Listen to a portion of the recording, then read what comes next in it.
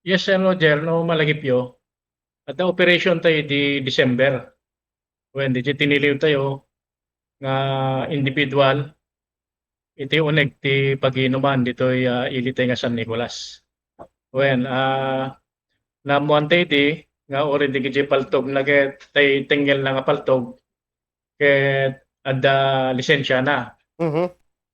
Adda pa kiti permit to carry firearm na ngem tiyan na gaganas ket ti ayan na ket pag-iinuman bar which is prohibited under the law tayo 10591 under section 39. Mhm. Di jay may parit ti agitugot ti paltog ket di jay in lanag ti linteg nga locations like bars, church, and public places, Sir Roger.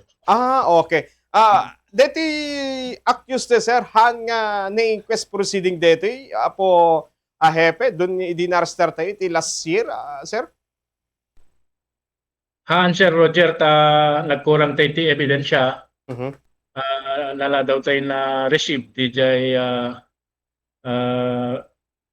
result ti firearms verification tayo ken license PTC4 verification nala daw. So nagtenag nga regular filing day di kaso tayo di. Mhm. So meaning na-release di jay suspect but immediately upon receive ka di jay lakings tayo nga document inpila tayo dagos isot dito itati resulta na rimorte warrant of arrest na. Hammet nga nag-resist sir iti iserve iti arrest warrant kontra king kuana apo hepe. Met sir, comment so na uh, nakal na nasurot. Okay, okay. Sir, dito sa Nicolas Ilocos Norte, saan nga lingod?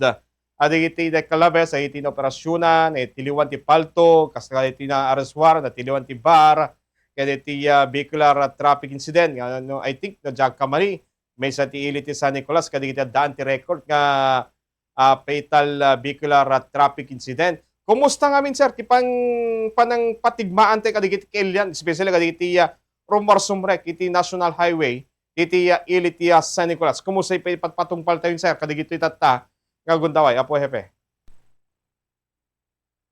When Sir Roger, agtultuloy met di kito'y interventions tayo like dito'y checkpoint operation tayo, maminlima tayo checkpoint ti may saldaw. Mhm. Along with that, stricter implementation di jay municipal and provincial ordinance tayo. Kaskas di makita tayo ti statistic nga most nga reason di kito'y insidente tayo ket kaaduan na ket human factor. So meaning adda ka di jay driver ti ayan na no apay nga madisgrasya tayo apo. Mhm. Okay. So, awan pa nagliway ti kapulisan. Kas namin kadigiti kalsada. Damat ti awan mo ti kurang. Kumbaga, kompleto mo ti signages. So, kahit nasawen, human factor, ti kadwa na gito yung masama nga desgrasya. How about, kaya ti monitoring ti kadigiti video kay bar, nga nang ito dapat ti panakarestar sa wagmanong individual, dito sa Nicolas Ilocos Norte, nga daan ti maduktalan nga dahil iti paltug dagay mga itugtugod na, sir. Kumusta? Well, Sir Roger, the same. Motemet no sumip nga din dat di kito'y pulis tayo ti kwan kalkalsada. Adada pwede gijay interventions tayo ti pag-iinuman rinabida nga mapasyal di kito'y. Mhm. Nakita tayo nga rod nga nagsasaro no ti insidente tayo involving firearms kadi kito'y pars ket nagtrip nung kami kani Apo Mayor iso nga to no March 11 ken 12 mangisayang kat tayo ti LTAP Caravan dito may isang amul tayo Mhm. when in-initiate ti kwa ito ay San Lorenzo Gun Club or Arms Corps North ken LGU San Nicolas. So, kaniti March, sir, ti Eltov Caravan, San Nicolas, March, anang aldaw, sir? March 11 ken 12, Sir Roger.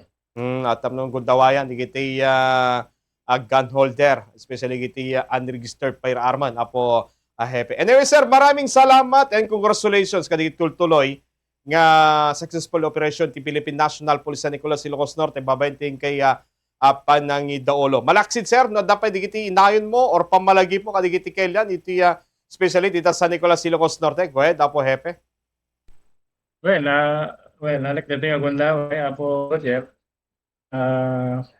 Di gito yung napalpalabas ket na alarma tayo ta incidente tayo ti BTIs kada violation of firearm law.